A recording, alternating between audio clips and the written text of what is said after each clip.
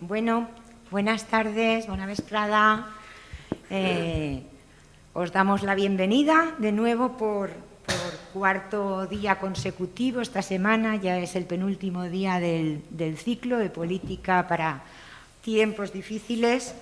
Y con la invitada de hoy cerramos de alguna manera unas conferencias que se habían programado desde impartidas por profesionales, pero profesionales que llevan su profesión más allá de la universidad, ¿no? Casi todos han sido universitarios, a excepción de Joaquín Boix ayer, pero que llevan su profesión más allá, que se preocupan por el ámbito público, por precisamente crear ese ágora pública, ese espacio de reflexión y debate que necesitamos cada vez más conforme se van complicando los tiempos, ¿no? Y ya vemos que están bastante complicados. Bueno, pues la conferenciante de hoy es Argelia Queralt. Ella es colega nuestra de Manolo Alcaraz y mía, es constitucionalista, profesora de Derecho Constitucional en la Universidad de Barcelona, es letrada del Tribunal Constitucional, pero sobre todo es un alma inquieta que prolifera en los medios de comunicación.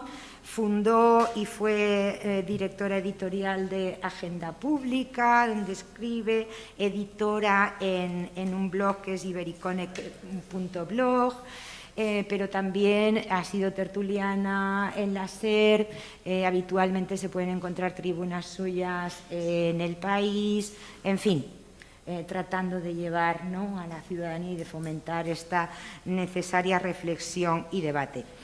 A eso, bueno, Argelia podría hablar de muchísimos temas porque eran muchos los temas acuciantes, pero uno que ha salido aquí reiteradamente ha sido esa transformación digital, esa presencia cada vez más acuciante y con los problemas que causa de las nuevas tecnologías, la inteligencia artificial, los algoritmos, ¿no?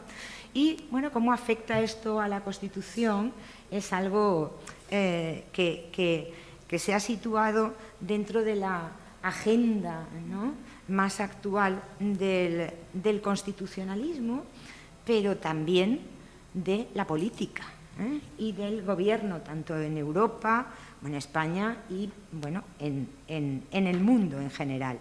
Bueno, pues Argelia Queralt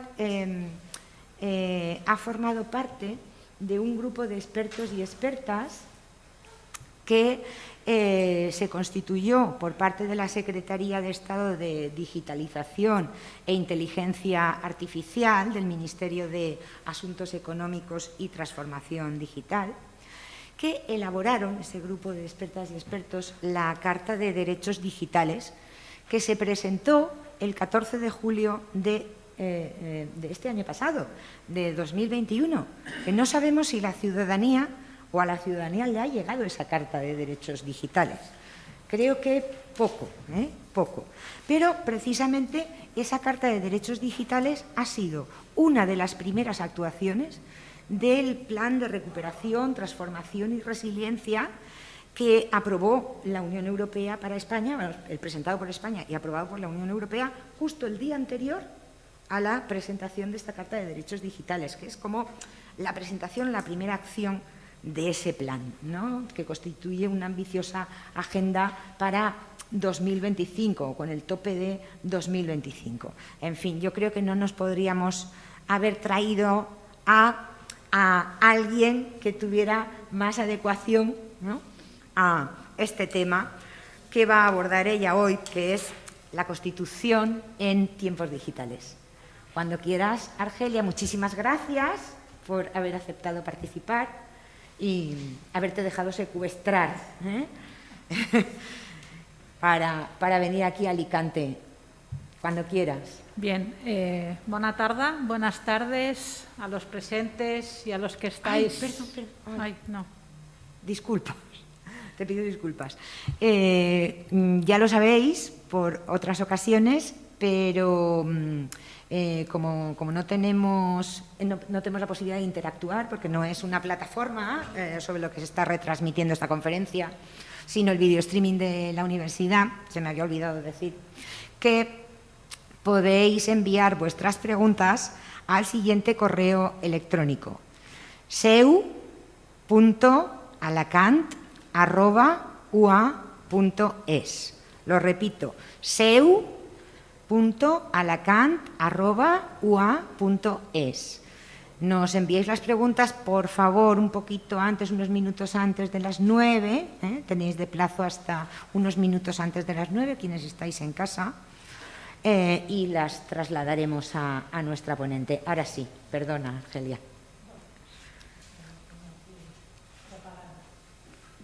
Bien, pues vuelvo. Buenas tardes, buena tarde a todos los escuchantes y a las personas que estáis aquí presentes.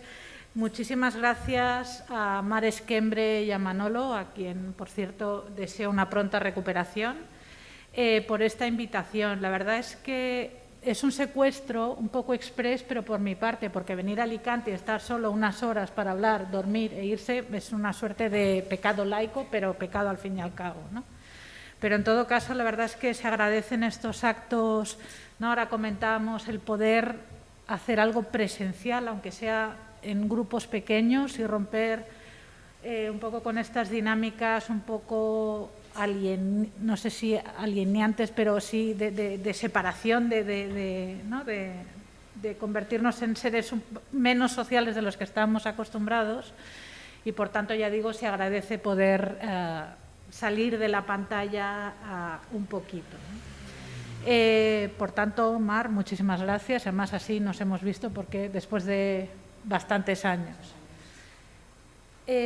Como ha dicho Mar Esquembre, junto con Daniel Inerarity, con Marian Martínez Bascuñán, a Joaquín Bosch no tengo la suerte de conocerlo personalmente, pero he interactuado, ¿no?, con él varias veces. Bueno, y el presidente, que viene en calidad de presidente, con él no tengo trato, digamos, pero sí que somos un grupo de personas que, como decía Mar, nos une la inquietud de llevar nuestros estudios, ¿no?, o aquello en lo que estamos todo el día trabajando, dándole vueltas a la cabeza, intentar llevarlo a la opinión pública en formatos, a través de instrumentos comprensibles, ¿no? Muchas veces a los universitarios, a los profesionales del derecho, sobre todo, se nos acusa un poco de estar en nuestra propia torre de Babel, ¿no?, y mirar hacia abajo con cierto desdén, y en realidad no estando comprendiendo cuáles son los problemas reales, acuciantes de la sociedad, o no siendo capaces a veces de llevar nuestra investigación, lo poquito o mucho que cada cual pueda aportar, a las soluciones reales, ¿no? Y por tanto, la verdad es que en el camino he tenido la suerte de cruzarme y conversar con Daniel y con Marian, y bueno, pues eso, cada uno intenta poner su granito de arena. Yo lo empecé a hacer en Agenda Pública, que es una plataforma online de análisis jurídico, económico, político, en la que ha participado, pues yo diría que ya, no quiero dar una cifra, pero más de 1000 personas, investigadores, profesionales de ámbitos de las ciencias sociales, que precisamente quieren eso, para fortalecer nuestra democracia a través del debate público, intentar poner su granito de arena, ya digo, en formatos y a través de textos entendibles, poder llevar sus argumentos expertos, ¿no?, a la sociedad. Sabemos que a veces hay una separación, ¿no?, entre expertos y ciudadanía. Ahora estamos en un momento, luego volveré sobre esto, en el que a veces se mira a los expertos con recelo, ¿no?, y al final se imponen opiniones de personas que no tienen ni idea de lo que están hablando, pero que, bueno, por razones X tienen más predicamento que aquellas que saben de lo que están hablando. Pero en todo caso, los expertos, las expertas, sí que tenemos que hacer el esfuerzo de conectar con la sociedad, porque cuando siempre decimos aquello que es culpa del otro, igual debemos pensar que también hay parte de responsabilidad, ¿no?, y que no es que no nos quieran escuchar, es que no nos hacemos entender. Ya digo, todo ello a través de agenda pública. He participado en distintos medios. Yo soy profesora de universidad y siempre seré profesora de universidad. Ahora paso una etapa en el Tribunal Constitucional y, por tanto, tengo que medir un poco mis participaciones y, por tanto, he desaparecido un poco de lo que es la luz pública. Pero a mí las redes, por ejemplo, Twitter, ¿no? Para mí es un instrumento de comunicación y de combatir determinadas desinformaciones en mi ámbito y, por tanto, un mecanismo de esta nueva era digital útil para poder, como decía antes, intentar poner nuestro pequeñito grano de arena, ¿no?, en la difusión de determinados contenidos, argumentos, etcétera. Bien, en todo caso, lo que es cierto es que yo creo que todo el mundo coincide en que estamos en una nueva etapa de transformación social, económica, de todo tipo, ¿no? Podríamos hablar que se hablaba de la revolución industrial, ¿no? Pues la revolución tecnológica, digital, de la inteligencia artificial, ha abierto ya, yo creo, una nueva etapa en lo que son las sociedades, en este caso a nivel mundial, porque no es solo una cuestión de Occidente o de los países ricos. Evidentemente hay unas plasmaciones mucho mayores, más directas, seguramente más beneficiosos en los estados más ricos que en los estados menos desarrollados, pero en todo caso es una transformación de tipo global. Como decía, esta transformación, a la que todavía no encontramos un nombre, porque claro, esta digitalización, la tecnologización, la inteligencia artificial, son todo fenómenos relacionados pero diferentes, que responden a lógicas diferentes, que tienen su propia naturaleza, sus propias condiciones, sus propios efectos, ¿no?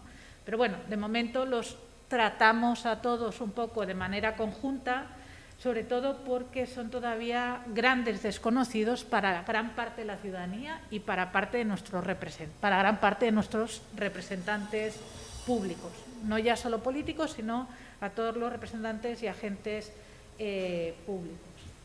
Como decía, Mar lo decía, ¿no? Es una cuestión global, transversal, a la que hay que dar un tratamiento transterritorial, transfronterizo, mundial, global, llámenle como quieran, pero desde luego no vale con recetas locales. Aquí el tema de no, esto solo para mi pueblo, para mi nación, para mi estado, va a servir de poco, porque uno de los grandes o de los rasgos diferenciadores de esta nueva transformación es precisamente esa superación de las fronteras, ¿no? A veces estamos hablando por teléfono a través de una central que está o en una antena que está al lado de casa, una central que está cerca de casa, pero a través de una red que nos proporciona no sé quién, etcétera, ¿no?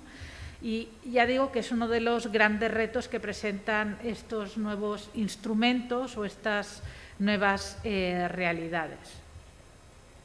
En todo caso, lo cierto es que esta digitalización, tecnologización, la inteligencia artificial han llegado para quedarse, ¿no? Por tanto, si alguien cree, ¿no?, que esto es una moda pasajera, en fin, está muy equivocado, porque además ha permeado en absolutamente todos los ámbitos de nuestras vidas. Yo creo que a veces no somos ni conscientes, ¿no?, de que estamos haciendo uso de estas nuevas tecnologías, instrumentos, etcétera.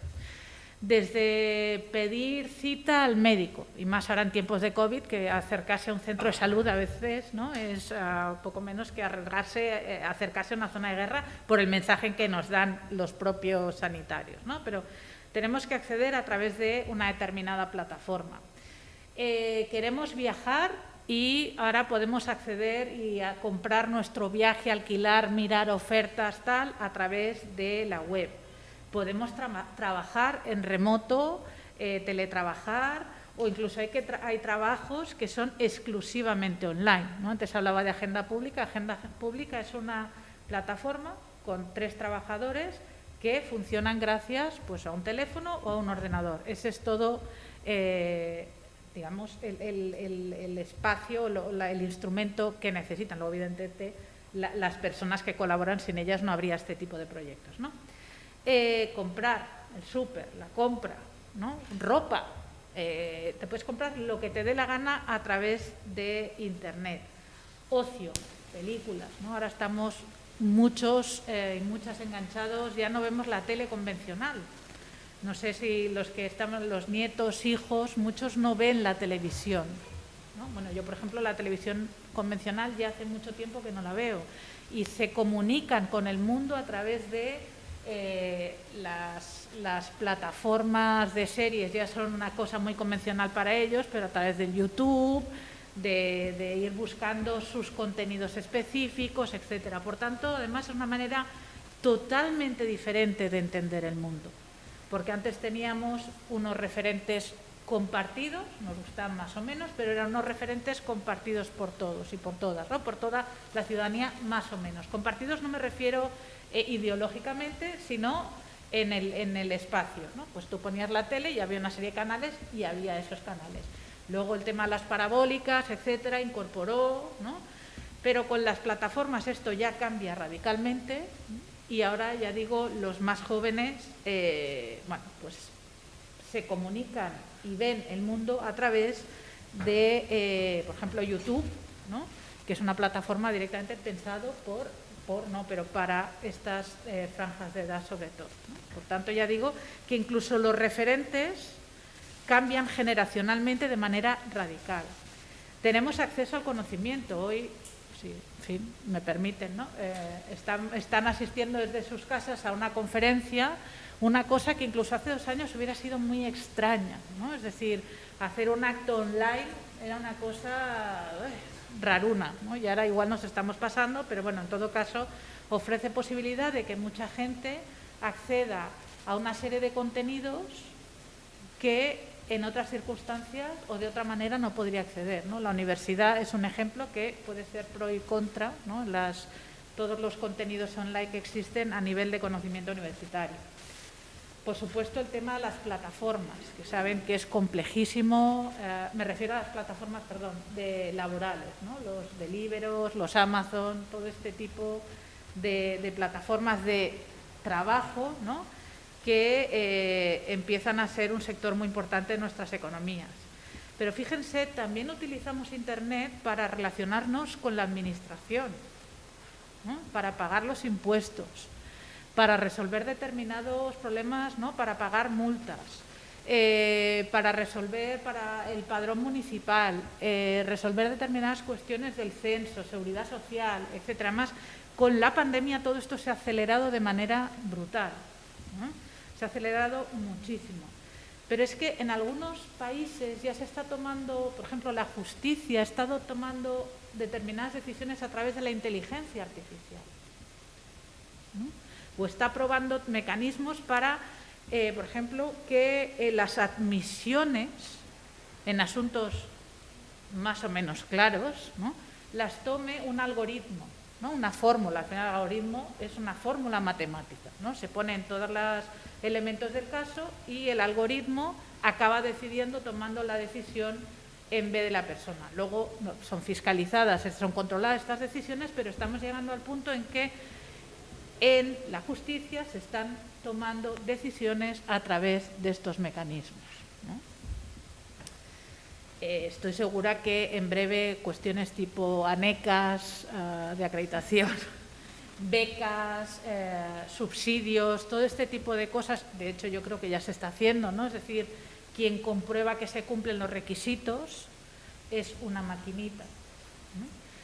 Y por tanto, ese elemento de no, mire, pero yo tengo este problema específico que no sale en la recetita o en la fórmula, pues a veces no encaja, ¿no? Por eso una de las cuestiones que siempre se reclama de estas nuevas realidades es que el factor humano, ¿no? Es decir, el hecho de que siempre haya una persona acompañando a este tipo de realidad.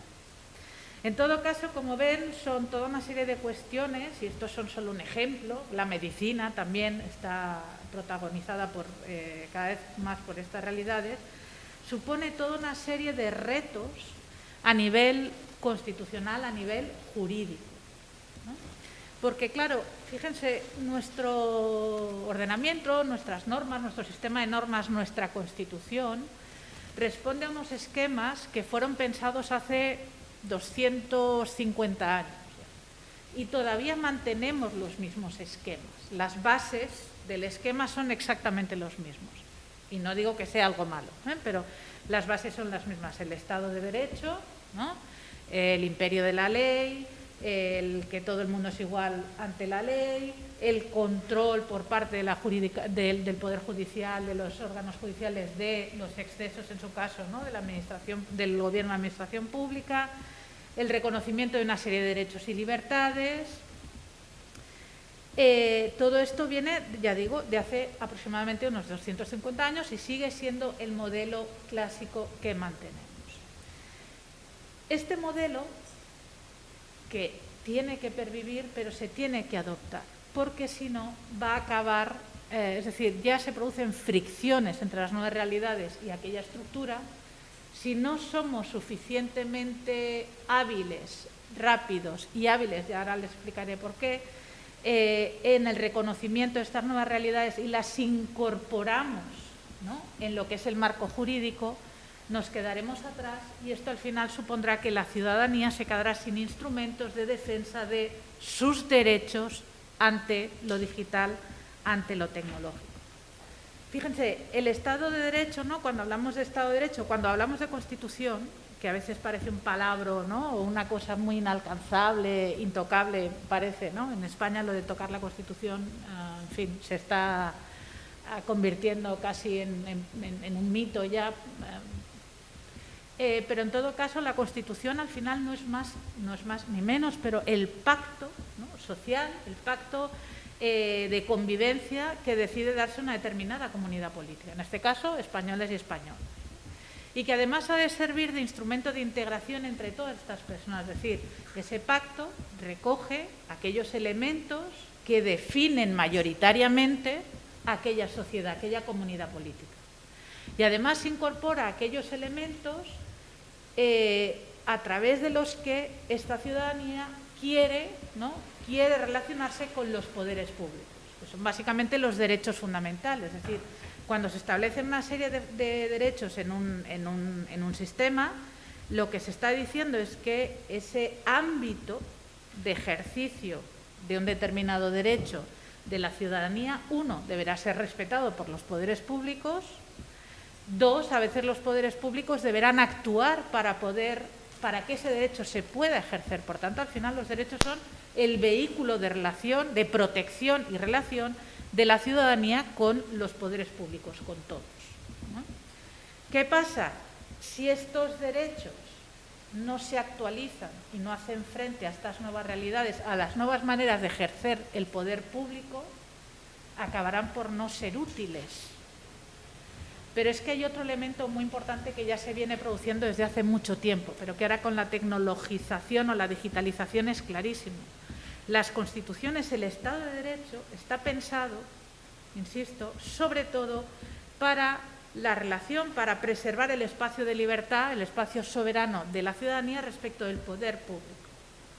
Pero ¿qué pasa? Que ahora, ya hace mucho tiempo, pero actualmente muchas de nuestras relaciones son con poderes privados, con otros particulares, que tendrán el nombre X, tendrán forma de empresa, de fundación, de lo que sea, pero no dejan de ser otros particulares.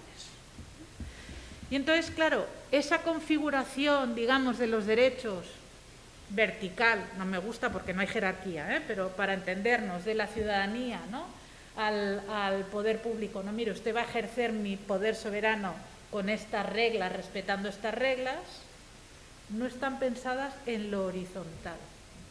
No están pensadas para regular esas relaciones horizontales entre particulares.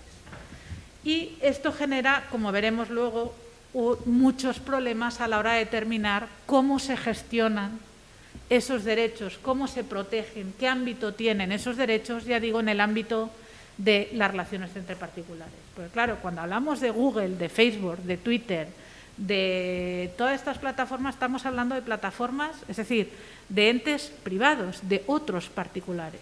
¿no? O los bancos, o las telefonías, me da igual. Pero, insisto, son otros particulares. Y el modelo todavía está pensado, el modelo constitucional todavía está pensado para otro tipo de relaciones, ¿no?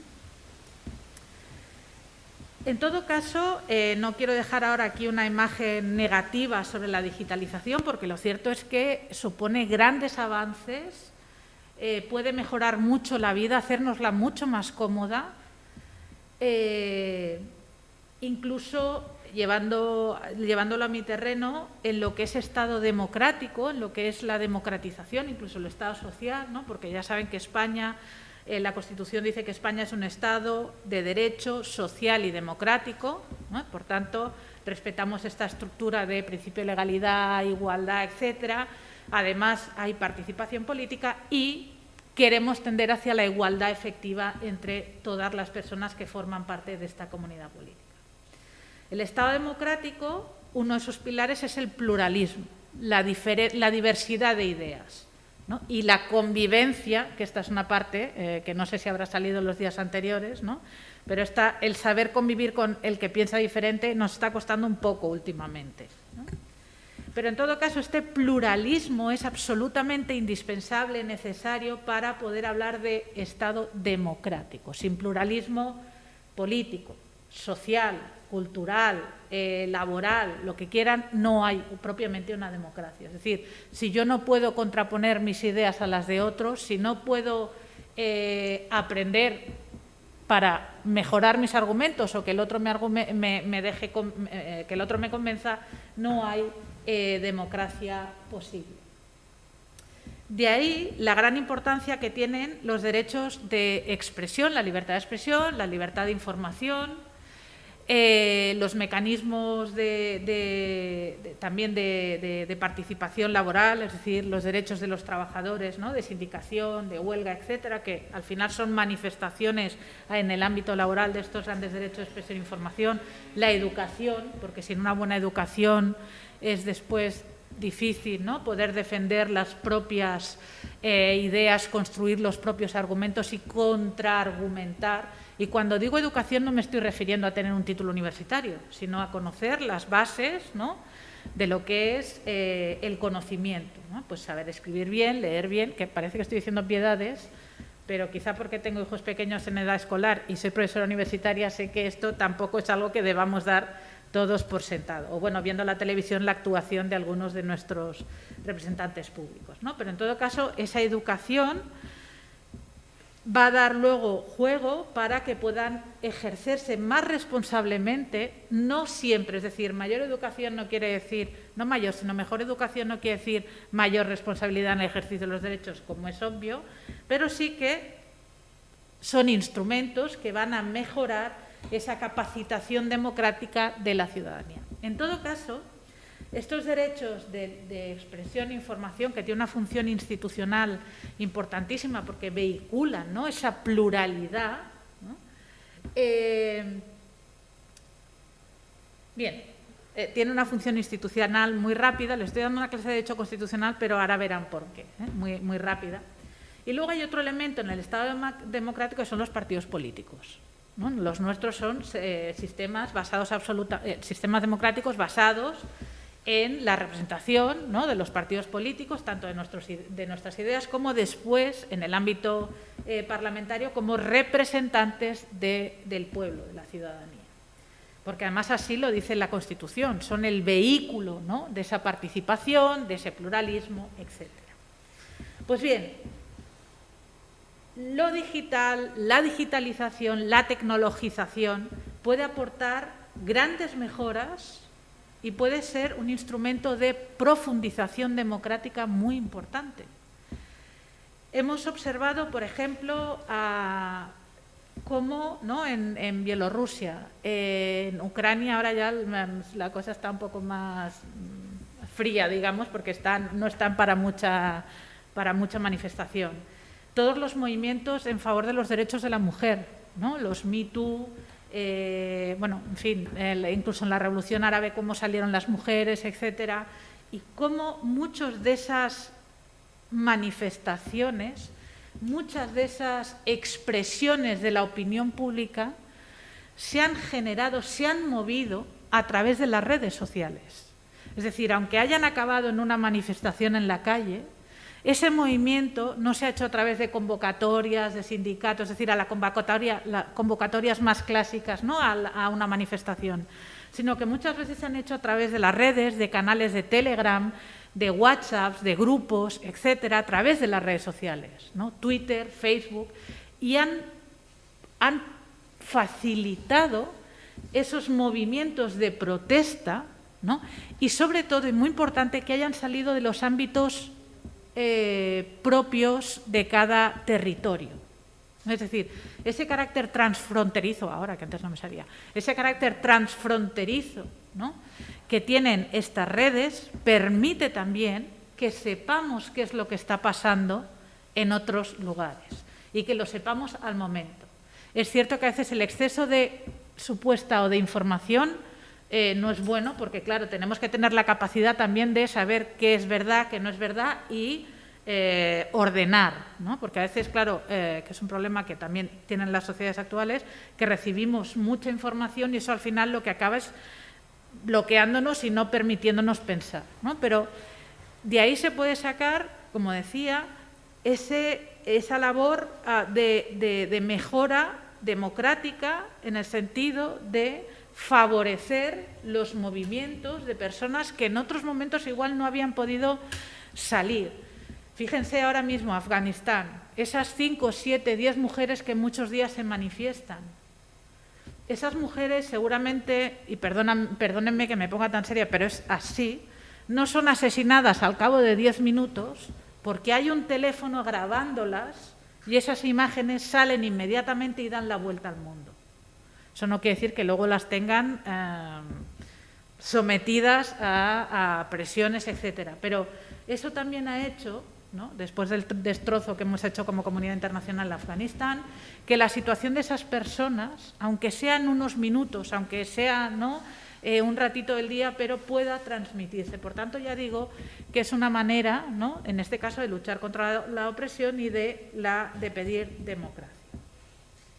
Pero más allá de estos fenómenos, fíjense, el voto electrónico, ¿no? Es decir, el voto electrónico bien montado, bien estructurado, siguiendo una serie de garantías que además ya están establecidas porque hay personas que llevan estudiando esto desde hace ya muchos años, juristas, ingenieros, politólogos, ¿no?, que han hecho estudios muy profundos, pruebas en sectores más pequeñitos y ya saben cuáles son las garantías que deben seguir estos procedimientos, tanto en la preparación como en la votación, como después en lo que serían los recuentos. Pero fíjense, esto puede ser una oportunidad estupenda para mejorar o para para incorporar elementos de democracia directa, ¿no?, en determinados ámbitos. Y con esto no quiero decir que tengamos que votar cada día cada ley que se aprueba en el Parlamento, porque el nuestro es un sistema representativo y para eso hay unas personas, ¿no?, a las que cedemos nuestra confianza a través del voto y tienen una serie de funciones. Pero quizá determinadas cuestiones sí que pueden contar con nuestro voto. Ya digo, desde cuestiones pequeñitas, ¿no?, a nivel local, municipal, autonómico, estatal, pero ya digo, sobre todo respecto a cuestiones más cercanas, ¿no? Acerca a veces la democracia a personas que no pueden, por cuestiones físicas o territoriales, ejercer fácilmente su derecho al voto. Por tanto, es un instrumento, ¿no?, que puede mejorar la democracia desde el punto de vista institucional. En principio, las redes sociales pueden servir, o en algunos casos han servido, para mejorar la comunicación de nuestros representantes públicos con la ciudadanía. Es decir, a través de Twitter, por ejemplo, de Facebook o de distintos canales de comunicación, me refiero de redes, Telegram, WhatsApp, bueno, yo es que ya me he convertido en una clásica, seguro que mis hijos les dirían 80 sitios más donde comunicarse, casi que prefiero no saberlo, pero bueno, en todo caso, de las vías que sea, nuestra clase política, nuestros representantes pueden comunicarse con nosotros y nosotros podemos comunicarnos más directamente con estas personas. Evidentemente hay personas más receptivas, más comunicativas, hay algunas personas que tienen equipos dedicados, ¿no?, a poder comunicarse directamente, hay otras personas que únicamente ponen, digamos, lo que hacen, pero sí que es cierto que hay personas, ¿no?, políticos y políticas en activo, que han entrado en las redes y lo utilizan como un mecanismo de comunicación, no de monólogo, sino de comunicación con sus representados, ¿no? Y, por tanto, es un instrumento de agradecer. Y esto también ha permitido que el debate público pueda ser conformado, en él puedan participar un número mucho mayor de personas, incluso de los expertos y expertas de los que antes les hablaba. Es decir, personas, ¿no?, hace 20, 30 años, las personas que creaban opinión en España pues eran las que publicaban en una serie de cabeceras y las que participaban en tertulias en unas determinadas radios y en unas determinadas televisiones. Esas eran las personas que generaban opinión a nivel ciudadana. Con las redes sociales se ha permitido, uno, que las personas puedan interactuar directamente, ¿no? En las redes puedes hacerte tus listas de personas a las que seguir, ¿no? Pues yo, por ejemplo, tengo mi lista de personas dedicadas a la digitalización y puedo ver qué están haciendo en cada momento, bueno, si tengo tiempo y tal, ¿no? Pero puedes ir siguiendo los avances, publicaciones, etcétera. Luego puedes dedicarte a chorrear, también no pasa nada, es muy sano, ¿eh? Pero en todo caso ha permitido a un grupo de personas, entre las que me incluyo, entrar a formar parte del debate público sin necesariamente estar en esos grandes medios, ¿no? Y teniendo en cuenta que no hablo de periodistas, hablo de expertos y expertas en sus materias. Ahora bien, todo lo que he dicho es muy positivo en principio y es muy favorable, pero todos sabemos que uno de los grandes males que ha aportado el tema, la digitalización, las redes en este caso, ¿no?, las grandes plataformas de comunicación, ahora me refiero a las de comunicación, no a los medios, sino de comunicación ciudadana, por decirlo de alguna manera, es lo que se llama la desinformación en sentido amplio, ¿no? Que la desinformación la hay de muchos tipos, porque ahora también se abusa del término fake news, ¿no?, de noticias falsas, pero hasta la fake news, es decir, hasta cuando nos mienten descaradamente, hay una serie de, digamos, de maneras de comunicar, fíjense que ya no utilizo la palabra informar, de comunicar hechos no del todo ciertos, hechos contados de una manera que los convierten en negativos, mentiras o difamaciones de determinadas personas directamente.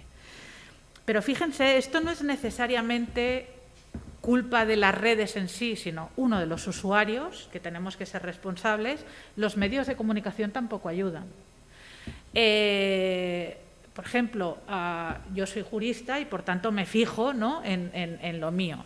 Hoy el gran titular en varios medios en las cabeceras clásicas, no en medios pequeñitos, sino en las cabeceras clásicas, era: el Poder Judicial tumba en su informe la ley de vivienda. Hay tantos errores en este titular que pueden parecer exagerada. No, miren, porque todo esto luego llega a que la ciudadanía entienda mal, ¿no?, el sistema en el que vive, porque el Poder Judicial no es es un poder del Estado, pero no tiene ni piernas, ni cabeza, ni manitas. Está formado por órganos judiciales, ¿no?, que se dedican a hacer aplicar la ley, ¿no?, y a corregir los abusos. Luego, dentro del Poder Judicial hay un órgano de gobierno que no dicta sentencias, para entendernos, que es el Consejo General del Poder Judicial, que ya digo, es un órgano de dirección, de gobierno con G minúscula, de la Administración de Justicia, pero que no imparte justicia. Por tanto, yo ya le estoy diciendo con ese titular, los jueces no son los jueces. Es un órgano determinado que tiene una serie de funciones otorgadas por la Constitución y por la ley. Por cierto, que ahora parece que el Consejo... Nos parecerá bien o mal lo que diga, pero vamos, que el Consejo General no pasa por allí y ha dicho la ley de la vivienda. Luego, no es ley, es un proyecto. Es decir, y les puede parecer una tontería, pero claro, el Poder Judicial, el Consejo General del Poder Judicial no puede tumbar una ley. No puede, no tiene competencias para ello porque no tiene función jurisdiccional. Y esto ya les digo, no son tecnicismos. Supone trasladar una idea de nuestro sistema democrático que no es cierta. Luego podremos criticar a los jueces, podremos criticar la ley de la vivienda, podemos criticar al Consejo General del Poder Judicial, podemos criticarlo todo, pero partamos de una base real. E insisto, esto no son las redes, son los medios tradicionales de comunicación, que aquí cada cual tiene que ir asumiendo sus responsabilidades. ¿Qué pasa? Que esto a través de las redes se viraliza de manera exponencial. Luego, por supuesto, está el algoritmo y las redes. Es decir, yo hago un tuit, que lo pueden ver tantas personas, la vida del tuit además es muy corta. Yo hablo de Twitter porque es lo que utilizo, los demás no los entiendo y no, en fin, para que vean que soy una digital a medias, ¿no? Pero en todo caso tiene una vida cortita, etcétera. Ahora bien, si las plataformas incorporan el algoritmo, una formulita para hacer que se conozcan entre sí aquellas personas que piensan más o menos lo mismo, o aquellas personas, fíjense, que van a morderse nada más verse en las redes y que van a desatar batallas campales, verbales, pero, es decir, que van a polarizar el debate en las redes, aquí ya tenemos una responsabilidad por parte de las redes. Es decir, ya no es la ciudadanía, ya no son los medios, son las redes que empujan a través de las formulitas a que se produzcan determinados encuentros, no fortuitos, sino buscados para provocar una determinada finalidad. Pues claro, que se nos olvida una cosa a veces, y es que cuando utilizamos estas plataformas creemos que estamos en un servicio público, poco menos, y estamos utilizando un instrumento privado, es decir, son unos señores, unas señoras que quieren ganar dinero, es una empresa, es un negocio, y es legítimo, porque la gente normalmente monta un negocio para vivir y para sacar dinero. Si no monta una ONG. Hago un poco de broma, pero para que me entiendan. Es decir, que luego nos escandalizamos. Es que Twitter, sí, es que es una empresa privada. O sea, no están aquí para... En fin, si uno se lee, ¿no?, las cosas que escriben, sí están para mejorar el debate público, etcétera, pero al final lo que quieren es la cuenta de beneficios positiva. Y, por tanto, toman decisiones que les benefician en sus negocios. Y esto tenemos que asumirlo como usuarios, porque no somos ciudadanos en Twitter, somos usuarios y no es lo mismo. No es lo mismo.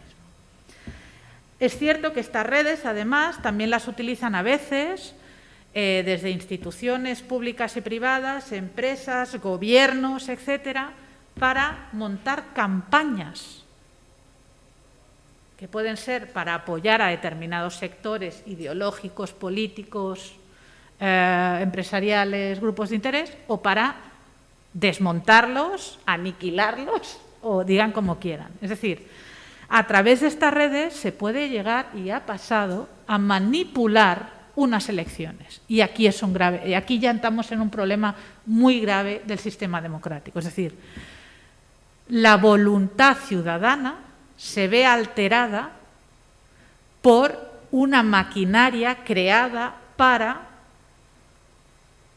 condicionar, ya digo, nuestro voto, o que votemos a unos o a otros habiendo recibido una información falsa o no del todo cierta. ¿Qué pasa? La propaganda, las mentiras han existido siempre, claro, pero antes teníamos 3 medios, 4, 5, 6 medios de referencia, y luego ya estaban las personas pues que se iban a leer cosas del extranjero, etcétera, pero digamos, la ciudadanía pues o compraba un diario, compraba otro, y cada diario además explicaba cosas diferentes, porque ahora parece, ¿no?, que los diarios la prensa ha sido siempre, bueno, un ejemplo de pulcritud, de objetividad. No, a ver, todos han hecho sus trampas en muchos momentos históricos, pero teníamos lo que les hablaba antes, los referentes, ¿no? 4 o 5, mire, yo compro este diario, pues esta persona es más o menos de esta ideología, tal cual. En el momento en que eso se rompe y aparecen multitud de fuentes de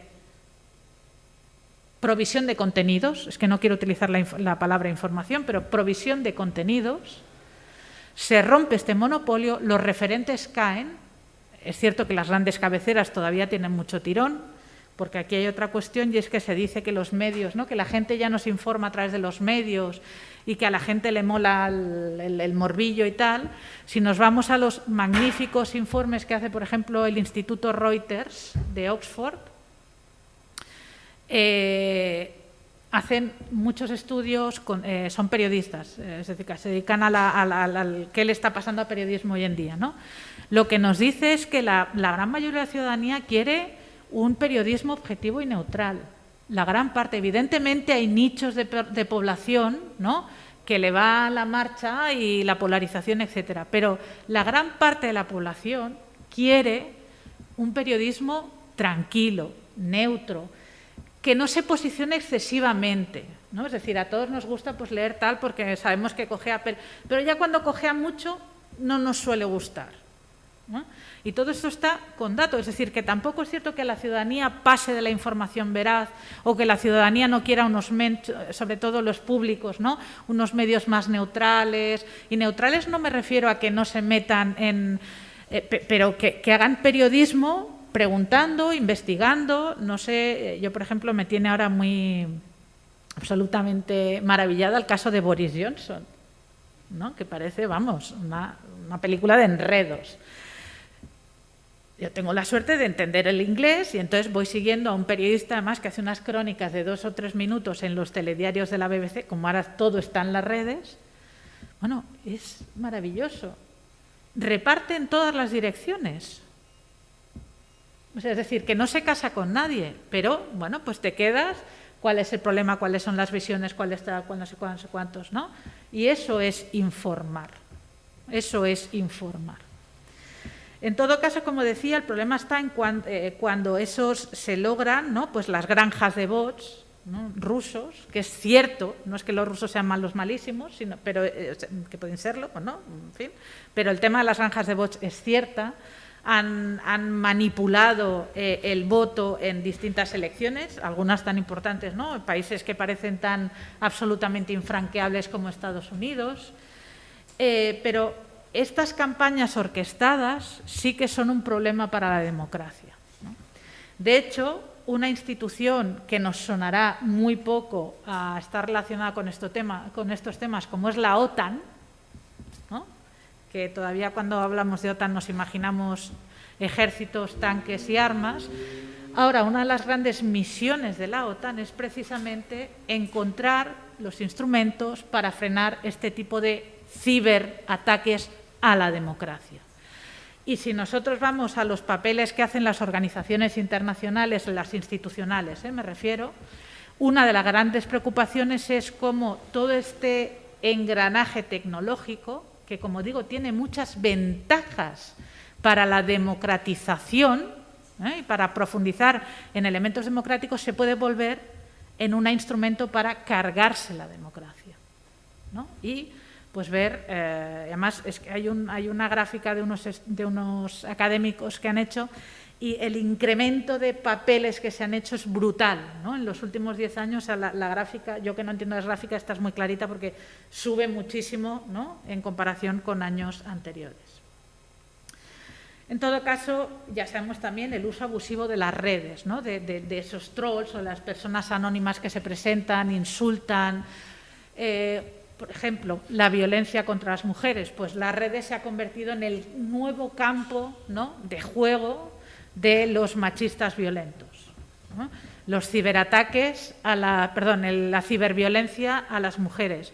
Ya hay de nuevo estudios de varias, Amnistía Internacional, Reuters también, hoy en otro papel también he oído otro informe en el que ha subido exponencialmente el ataque a periodistas mujeres y a políticas, a mujeres dedicadas a la política. Los ataques a ellas respecto a los ataques a ellos son muchísimo más elevados y el tipo de ataque pues tiene mucho más que ver, ¿no?, con el cuerpo, la forma de vestir, etcétera. Ya si encima eres negro o negra en este caso, se lía. Y lo digo así porque es que están los números y es horroroso, ¿no? Y por tanto son nuevas vías también, Paz Lloria es una gran experta en estos temas, ¿no?, y es cómo controlar este tipo de actuaciones. Porque fíjense, aquí tenemos un problema y vuelvo a lo que les decía antes, que el Estado de Derecho está pensado para, es decir, nosotros, si por ejemplo la Administración no nos da una beca porque no ha aplicado correctamente los criterios, ¿no? Pues la ciudadanía sabe que hay unos mecanismos, primero ante la universidad, luego ante, en este caso, la Conselleria de Universitats, si no va a los tribunales, a la jurisdicción contencioso administrativo, y puede que le acaben dando la razón porque la universidad se ha equivocado. Se nos pone una multa. Una sentencia que no se adecúa a lo que debería ser, es decir, todas las situaciones que quieran respecto a los poderes públicos, hay mecanismos de tutela más o menos eficaces, pero están y son identificables. ¿De acuerdo? ¿Qué pasa con este tipo de conductas que les estaba yo explicando aquí? ¿Qué pasa con el señor o la señora que utiliza las redes para abusar, vilipendiar, amenazar a sus semejantes? Que, por cierto, es una cosa que no haría es decir, si yo me cruzo con esa persona por la calle, no se atrevería a decirme absolutamente nada. Por tanto, la impunidad que puede acompañar al ejercicio de la libertad de expresión, no, porque saben que el insulto, la amenaza, evidentemente no están amparados, ¿no? Pero en todo caso la manifestación de determinadas cosas en las redes, pues genera muchos problemas. Lo de los bots, ¿no? Exactamente lo mismo. O, por ejemplo, cosas que yo me he ido planteando este tiempo, ¿no? En Estados Unidos esto ya lo van solventando porque incluso a Donald Trump Twitter le cerró la cuenta, porque cuando el 6 de enero del año pasado, cuando la toma al Capitolio, hubo un rato que le cerró la cuenta porque, bueno, Twitter se dio cuenta de que tenía allí, podía favorecer a un golpe de Estado. Por tanto, bueno, pues tomaron una decisión un tanto no criticable, pero sí, conflictiva. ¿Por qué? Porque, fíjense, les decía, Twitter es una empresa privada. Twitter, por tanto, no tiene potestad para decidir qué es libertad de expresión y qué no es libertad de expresión. Y mucho menos debería tener potestad para censurar nuestros discursos, ¿no? A veces se critica, por ejemplo, en Instagram o Facebook, que son la misma empresa, los pezones de las mujeres supone que cancelen la publicación, ¿no?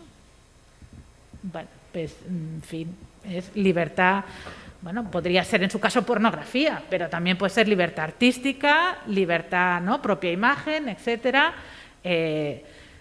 Pero sus estándares son determinados y, por tanto, decide, pues, si hay unos pezones, unos pechos de mujer, borrar o quitar la foto. En este caso, Twitter, cuando está cancelando el mensaje del presidente de Estados Unidos, ¿no?, que ya era el saliente, pero seguía siendo el presidente de Estados Unidos, claro, fíjense lo que está haciendo, es decir, está limitando la libertad de expresión del presidente, es decir, del representante máximo de una democracia. Y ahora, sin entrar en si es más o menos democracia, pero de un sistema democrático, Estado de Derecho, etcétera. Y esto lo hace una empresa privada, sin orden judicial, sin autorización de ningún poder público, etcétera. Esto es el extremo, pero también muchos días, ¿no?, se cierran cuentas o se borran mensajes por parte de Twitter, ya sea por denuncias, ¿no?, de los propios usuarios o porque Twitter tiene a mucha gente trabajando o tiene algoritmos que a veces fomentan la polarización, pero a veces lo que hacen es detectar discurso de odio, homofobia, violencia de género, etcétera, ¿no? Y todas esas cuentas se van cerrando. Pero insisto, esto lo está haciendo un particular. Y ahora les voy a poner un ejemplo un poco burdo, pero es cierto que existe el derecho de admisión, ¿no? Es decir, yo puedo ir a un bar y que me exijan que vaya con zapatos, no con bambas. Bueno, esto pasaba hace 30 años. Ahora, como todo el mundo va con bambas muy chulas, pues no pasa, ¿no? Pero si eres un señor, pues tienes que ir con corbata, o si no, no puedes entrar. Y te pueden decir que te vayas. Eso forma parte de la libertad, ¿no?, del ejercicio del derecho de empresa, de negocio de esa persona. Pero claro, el cerrarle a alguien la cuenta está afectando a su derecho, a su libertad de expresión. Pero insisto, vuelvo otra vez, es que no estamos en un foro público. O sea, no es una plataforma que haya abierto la Generalitat de Valencia, ¿no?, el Gobierno de la Generalitat, para fomentar la participación sino que es un espacio que ofrece una empresa privada para que la gente interactúe. Y entonces, fíjense, aquí todavía andamos justos de instrumentos para saber qué hacer en este tipo de casos. Hasta la fecha, ¿cuál es la conclusión que hemos alcanzado? Que lo mejor es que se colabore. Es decir, que lo público, las autoridades públicas, cuenten con la colaboración de estas plataformas, que no son poderes públicos, pero claro, y que tienen unos espacios que no son espacio público en el sentido de administración, pero que acaban siendo espacios privilegiados para el ejercicio de derechos fundamentales, de tal calibre, numéricamente, cualitativamente, es decir, en tantos aspectos, que las autoridades públicas no pueden dejar que aquello, ¿no?, pues no, mire, si no tiene corbata que no entre. No, las autoridades públicas tienen que estar presentes. Pero claro, si yo tengo que esperar a que un tuit de un tío de un señor que me ha amenazado a muerte, fíjense, ¿no?, yo interpongo la demanda, lo ve el juez, etcétera, pueden haber pasado meses. Bueno, igual no meses, ¿no?, pero pasa un tiempo.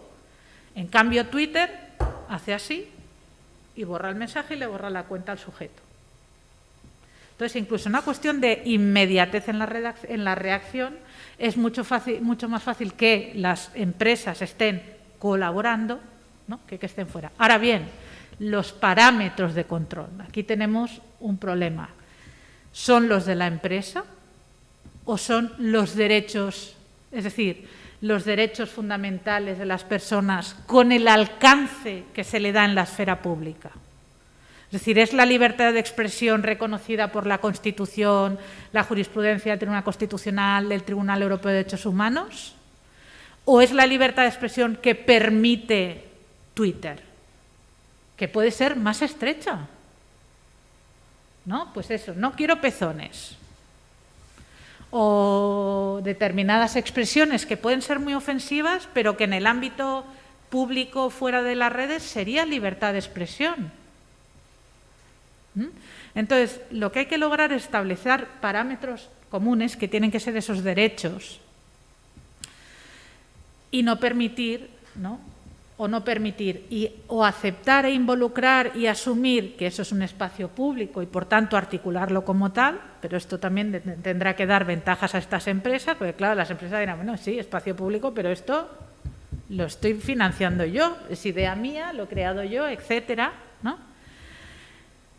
Por tanto, tiene que haber ahí un ten con ten y, en todo caso, el parámetro tenemos que lograr que sean los derechos. Si esto se convierte en un espacio público, lo acabamos convirtiendo en una plaza pública, tiene que ser los derechos constitucionales, ¿no?, garantizados por el ordenamiento jurídico.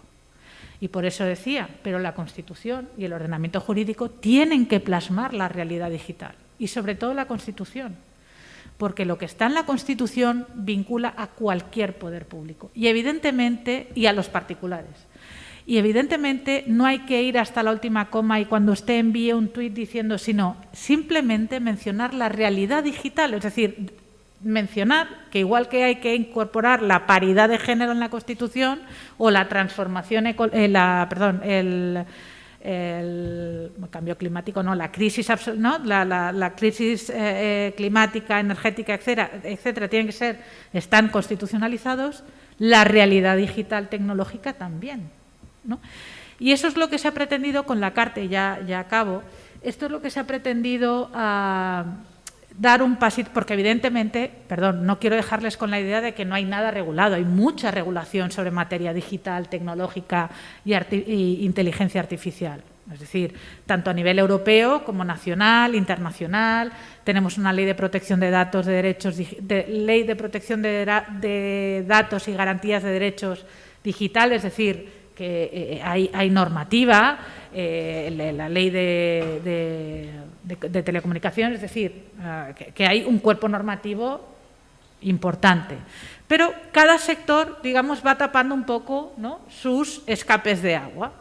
Y claro, la Constitución es lo que vendría a dar paraguas. Y como decía, la Carta de Derechos Digitales, que fíjense no aparece la palabra fundamentales, porque no nos atrevimos a dar el salto, la hizo un grupo de expertos y expertas, permítanme la expresión, de cada uno de su padre y su madre. Porque allí había juristas, profesores universitarios, ingenieros de varias especialidades, activistas sociales, ONGs, bueno, una amalgama de gente que además hablábamos en lenguajes conceptuales diferentes, que esto es un problema, porque claro, para entender de digitalización, algo de ingeniería me parece muy gordo, pero de técnica algo hay que saber, ¿no? Y entonces, claro, nosotros veníamos con los derechos, la configuración jurídica y los otros con la formulita y tal. Y entonces a veces era un poco complicado, pero logramos al final hacer una carta en la que se reconocen derechos, los derechos clásicos. Además, la carta está tiene un elemento muy importante y es que tanto en el preámbulo como después en los primeros artículos insisten que es decir, que los derechos fundamentales de la Constitución, los tratados internacionales, etcétera, es decir, todo el corpus de derechos fundamentales que ya existe es aplicable en lo digital, ¿no? Por tanto, vaya por delante, es decir, que lo digital no puede ser un Far West, ¿no?, donde no se aplique la ley, sino que tiene que aplicarse esa norma y esa protección. Es más, dice que deben orientarse, que aquí ya estamos entrando en esa publificación, ¿no?, del ámbito de lo digital, dice que deben intentar servir al interés de la dignidad y del ser humano. Entonces, la Carta, por ejemplo, reconoce el derecho a la identidad digital, ¿no? Es decir, que cuando andemos en Internet no pasemos a ser un número, ¿no?, sino que seamos personas reconocibles. Por otra parte, también reconoce el derecho al pseudonimato, a tener seudónimo, pero siempre y en último caso tenemos que poder ser identificables, eso sí, mediando orden judicial. Otros derechos, por ejemplo, el derecho a, ¿cómo se llama?, a la... Perdón, me sale la última palabra, al testamento digital. Es decir, la herencia, sí. Pero fíjense, cuando se incorpora este derecho, muchos pensaban que era un derecho, estaba pensado en los herederos, ¿no? Pues saber qué cuentas tiene mi padre o mi madre en no sé dónde, claro, toda esa información ya no está en papel, está en ficheros, ¿no? Bueno, los bienes inmateriales, entrar en las cuentas de Facebook o de Twitter o de Instagram o de lo que fuere de las personas de las que se hereda, pero también es un derecho de la persona fallecida, es decir, la persona fallecida, en vida obviamente, puede determinar qué contenidos, qué parte de su vida digital no quiere que sea revelada a sus herederos. Es decir, si yo me he estado haciendo pasar por Juanito Queral, ¿no?, bueno, Juanito sería mi padre, por José Queral, ¿no?, en las redes con ojos azules, rubio y de 1,90 m, yo no tengo por qué querer que eso lo sepan mis hijos. Y como persona que se mueve en lo digital, tengo derecho a decir esto forma parte de mi privacidad también después de muerta, ¿no?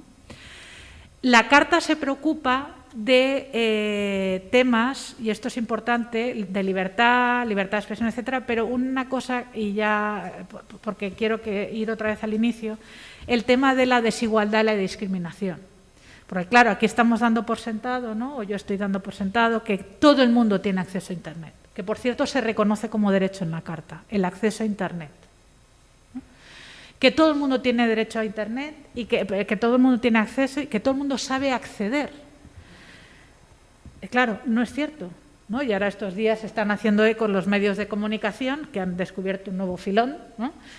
Porque es cierto, hay una parte de la sociedad, y no solo los mayores, porque a veces parece que sean los mayores, no solo los mayores o no necesariamente los mayores, que están excluidos de la prestación de determinados servicios públicos esenciales porque no saben cómo acceder a ellos a través de Internet.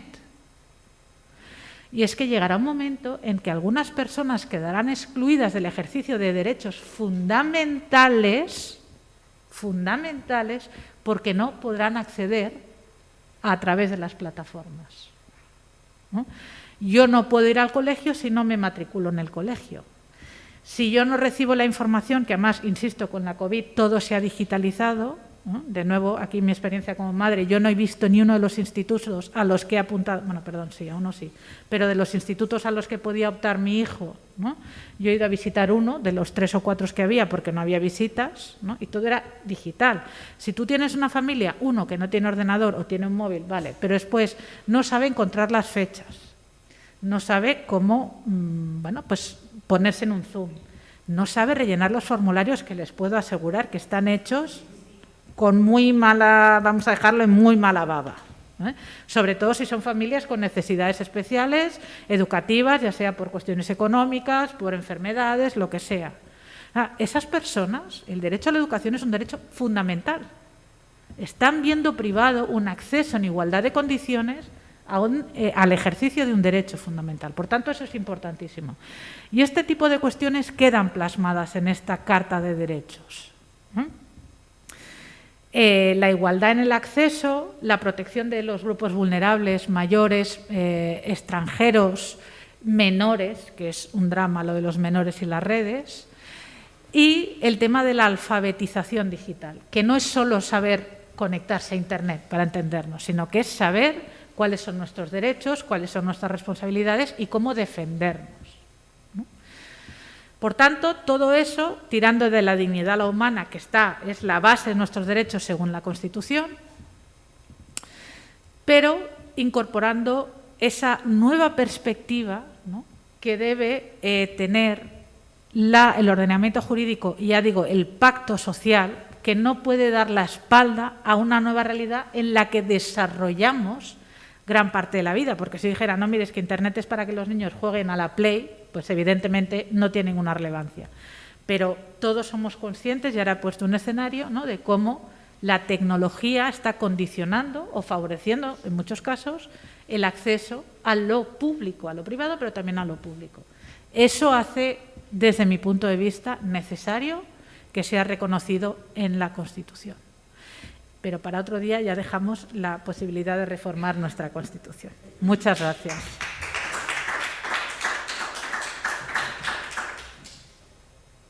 Bueno, muchísimas gracias, Argelia. La verdad es que es un tema apasionante, desde luego.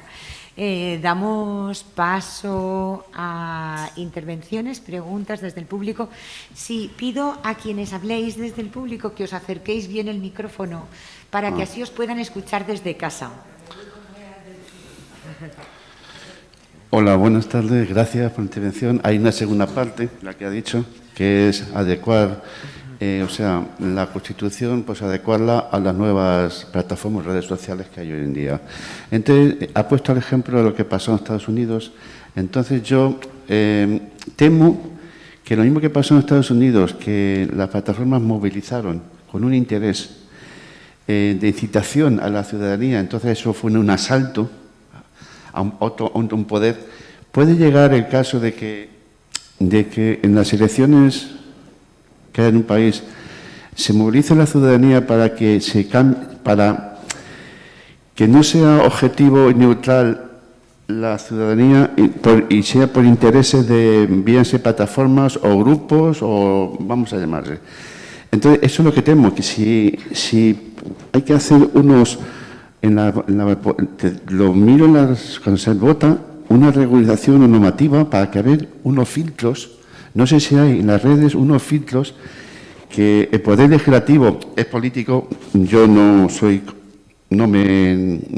creo que sea objetivo, pero más bien judicial, para que esos filtros existan, porque si no, Pues claro, ahora mismo en las cosas estas de contactos que hay, pues han cerrado una página de contactos, porque no era contactos, eran pues pederastia. Entonces, había unos filtros y fuera. Por eso, si existe en estas redes sociales unos filtros, o si no existen, si pueden existir, para determinados noticias falsas, todo eso, pues es lo que temo yo, que seamos manipulados por estas redes sociales porque tienen mucho poder. O sea, le estamos dando mucho poder, porque antes ese periodismo pues era de tú a tú, eso ya ha cambiado. Y claro, pues con lo que ha dicho usted, pues estoy preocupado. La verdad, sí, porque sí. Además, lo que ha pasado en Estados Unidos había sido muy gordo, ¿eh? Aquí ha sido muy gordo. O sea, saltar una serie de... Es que eso, yo una trascendencia la tengo, digo, oye, que en España puede pasar que asaltemos el Congreso, el Senado, el Palacio de los jefes de Estado, de jefe de Gobierno, la gente se deja llevar y bueno, yo no sé si eso está regulado.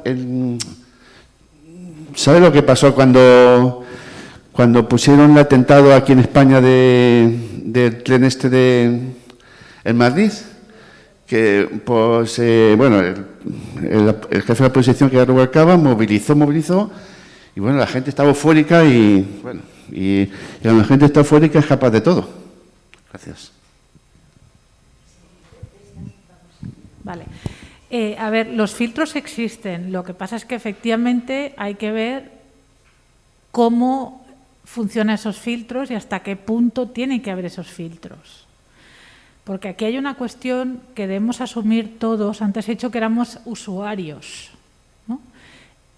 Y seamos usuarios o si traspasamos ya digamos, a un nivel más avanzado en estos temas y somos ciudadanos y ciudadanas, ¿no?, participando en una determinada red, también tenemos que ser responsables, que es una parte que en general la ciudadanía olvida, ¿no? Porque a veces se dice, no, es que fíjate no sé dónde gobierna no sé cuántos. Bueno, gobierna porque muchos millones de personas han votado a esa persona, ¿no?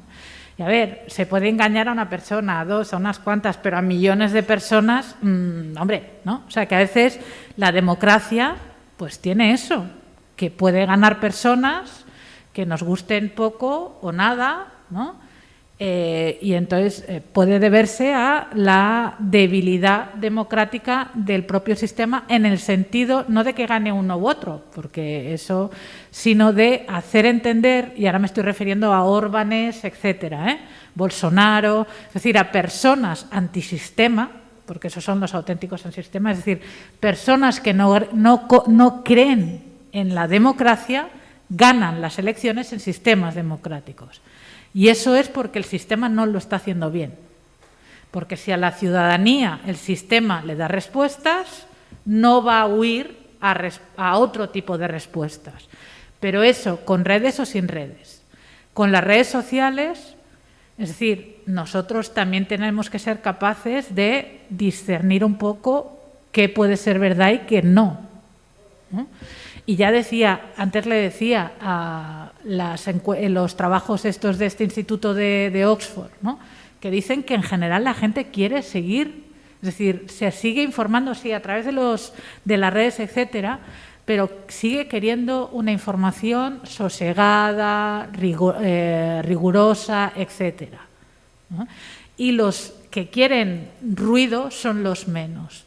Lo que ocurre es que, claro, si los medios de comunicación más tradicionales, ¿no?, al final entran en la guerra del clic, ¿no?, pues claro, también son negocios, es que se nos olvida, ¿no? Si un medio de comunicación necesita clics y entra en el barro, por decirlo de alguna manera, claro, el sistema democrático se resiente. Entonces, también, desde el punto de vista institucional, por eso hace falta, ¿no?, que ya digo, es de tal envergadura que hace falta que también que desde las instituciones, que el sistema sea consciente de estas consecuencias y se repiense. Y lo que ha pasado en Estados Unidos con los bots rusos ha pasado en España. Es decir, en algunas elecciones ya ha habido estos intentos de manipulación. Lo que pasa es que se han localizado, han sido pequeñitos, pero ya ha habido campañas, está documentado, ¿eh? Ahora no voy a decir ni dónde ni cuándo para no abrir otros frentes, pero está documentado, ya ha pasado. Lo que pasa es que todavía son, bueno, pues pequeños. Somos un país, claro, es que Estados Unidos es como toda Europa, es que a veces comparamos, no, España con Estados Unidos, no, tenemos que compararla con Europa. Y por tanto todavía está todo más controlado. En Europa tenemos un sistema que tiende más a la o sea, poner normas, ¿no?, a que lo público regule también los ámbitos privados. En Estados Unidos son menos reguladores y más de libertad empresarial. Perdón que lo explique, era un poco simplista, de esta manera simplista, ¿no? Pero, por tanto, incluso las respuestas que se dan en Estados Unidos jurídicamente son diferentes a las que están dando Europa, precisamente por esas diferencias, ¿no? Pero ya le digo, los filtros están, lo que pasa es que hay que ver si esos filtros tienen que estar o no estar y hasta dónde. Porque lo de Trump nos puede parecer bien, pero imaginen que eso se lo hacen mañana a Pedro Sánchez o a Casado. Pues no sé si nos parecería tan bien, ¿no? Digo por dos políticos mainstream, ¿no? O sea, los representantes de los dos grandes partidos políticos en España, ¿no? Imaginen que esto pase. Ahora, pues igual diríamos, ¿y qué pinta Twitter, ¿no?, en el discurso público español, prohibiéndole a Casado o a Pedro Sánchez no poder expresarse en las redes? Se lo pongo en esta perspectiva porque a veces, no, Trump malo, malísimo, estaba loco, pero bueno, sí. ¿Nos parece? A mí personalmente me parece en la práctica bien, pero si me vengo a pensar desde el punto de vista de jurista, pues me generan muchísimas dudas. O la desinformación. Hoy llevo días pensando, ¿no? Porque Neil Young, el cantante, que ha dejado Spotify, porque Spotify publica unos podcasts de un señor antivacunas, que yo desconozco quién es y voy a seguir desconociendo quién es porque no le voy a dar ningún clic, pero está ahí, ¿no? Y soy usuaria pagadora de Spotify, además. Claro, Spotify debe dejar de comunicar un contenido que en principio es desinformación.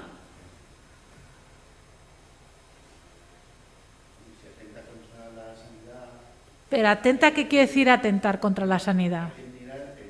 Generar a un bien determinado. Sí, vamos a ver. Sí, porque estoy de acuerdo. ahora ha dicho. Pero eso, perdone, pero de nuevo es una empresa privada. Lo siento, vamos a procurar no establecer diálogo, porque hay más palabras pedidas, no por otra simplemente cosa. para que lo pensemos, ¿no? Es decir, para mí sí es un ataque contra sanidad, bienes públicos, etcétera. Pero ¿por qué al antivacunas? Ahora voy a ser un poco grosera, ¿no? Se dice, no, al antivacunas no hay que darle sanidad pública. ¿Y los fumadores? ¿Perdón? ¿No? Es decir, no, pero no quiero decir que, o sea, no estoy negando el derecho, este es mi punto de vista, a nadie se le puede negar la prestación sanitaria en un Estado social como el español, pero se ha planteado, ¿no? Bueno, pues atención con ir poniendo límites, porque dice una cosa que no me gusta, y ya digo, me parece aberrante, pero ¿debemos prohibir que lo diga? Ahora no sé cuál es el contenido, igual está insultando, no lo sé. Pero si es un discurso que niega, a ver, nuestro querido Miguel Bosé, ¿hay que prohibir que Miguel Bosé dé entrevistas, hable en la tele, etcétera? Prohibir. Otra cosa es que no vayamos a entrevistarle, pero prohibirlo.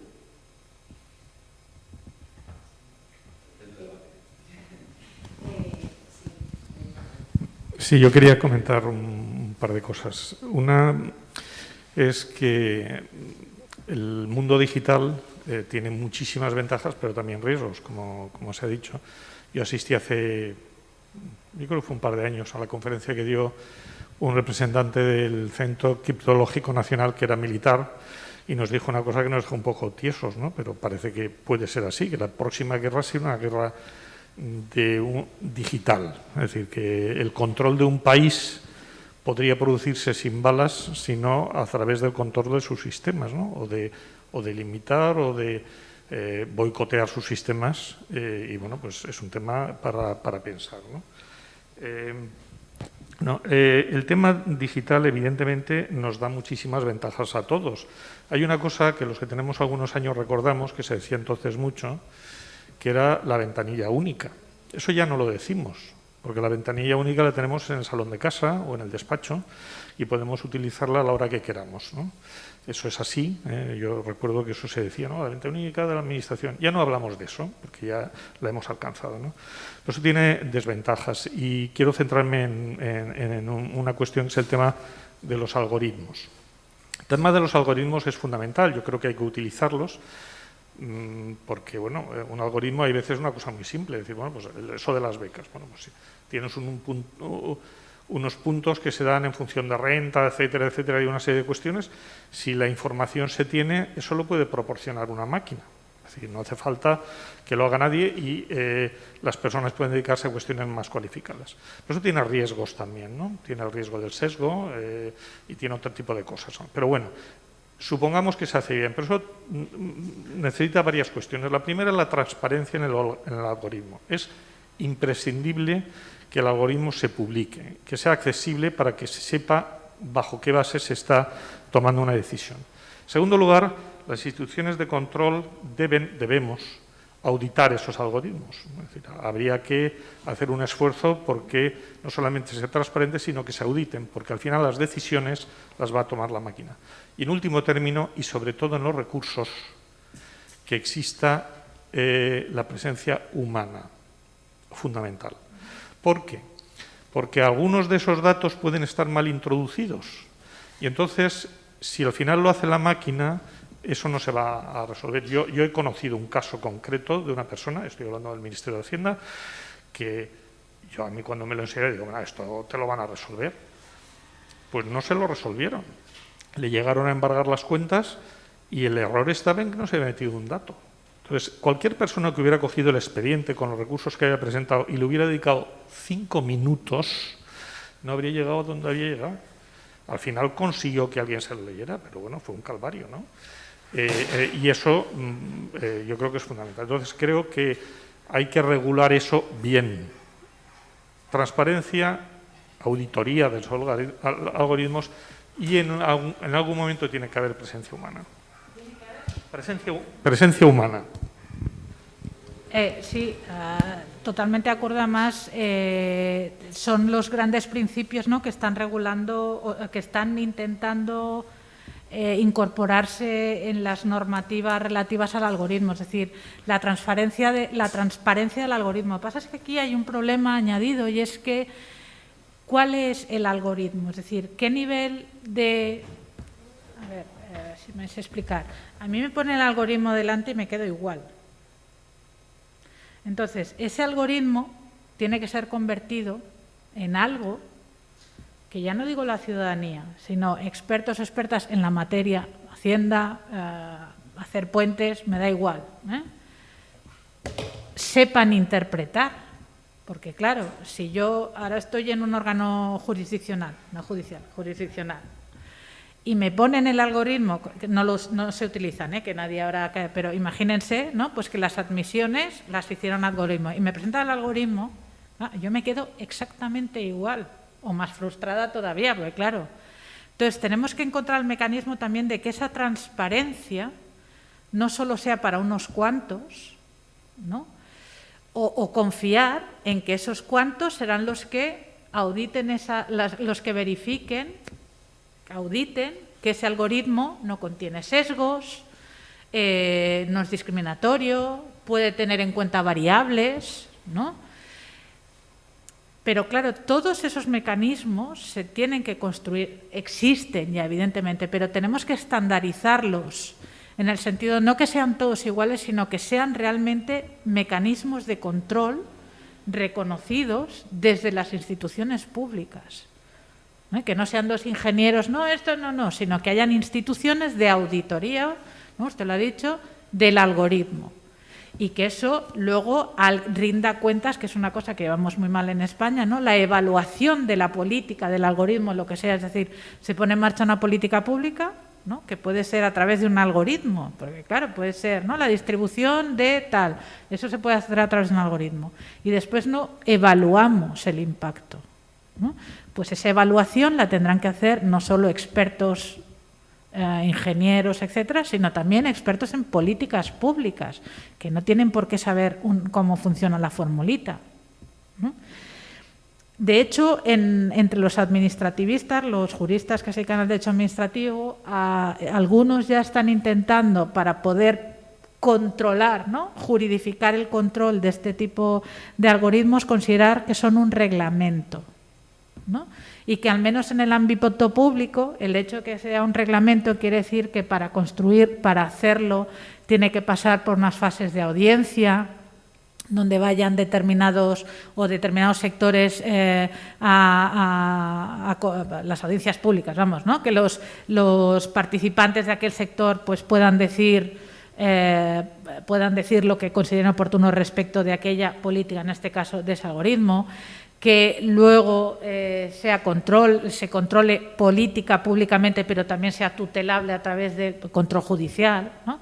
Es decir, están intentando regularlo de manera que para los juristas sea reconocible como no un ovni, ¿no? Que es lo que nos parecen ahora mismo, sino como elementos reglados y, por tanto, controlables, ¿no? Es un acercamiento, y lo de la presencia humana está, por ejemplo, en la Carta y está en todos los textos que hay de regulación de los algoritmos y de la inteligencia artificial, está presente, ¿no? El hecho y de la tecnificación en general, es decir, al final siempre tiene que haber un ser humano que controle, pues eso, que el algoritmo se ha hecho bien, o que puede haber desviaciones, ¿no? Porque cuando dicen, no, aquí hay una desviación del 0, como te toque seas tú el 0,0 tal y te quedes sin casa, sin plaza en el colegio, te divorcien, te quiten la tutela de tus hijos, claro, porque todo eso puede ser aplicable al final a muchísimas cosas, ¿no? Pues no, es como, no, eso solo se le afecta a un 1%, pues ¿quién es el 1%? Pringa. Pero tiene que haber mecanismos, perdonad por la expresión, pero tiene que haber mecanismos para poder asegurar que esa variable que siempre hay en el mundo, sea digital o no digital, siempre hay una variable, pero que sea lo más acotada y, en todo caso, siempre también pues con criterios o con factores más allá de la mera fórmula, ¿no? Lo que pasa es que, claro, teniendo en cuenta, no sé si han visto estos días estos robots que ya manifiestan como sentimientos o emociones que dan un poco de grima todavía, pero eso que nos parecía hace 20 años de película de ciencia ficción, hoy ya es una realidad. Además, esto, claro, va a unos pasos agigantados, ¿no? No sé si hay más palabras en el público. Sí. Bueno, Argelia, muchísimas gracias. Es estupendo que hayas podido venir y ha sido muy interesante.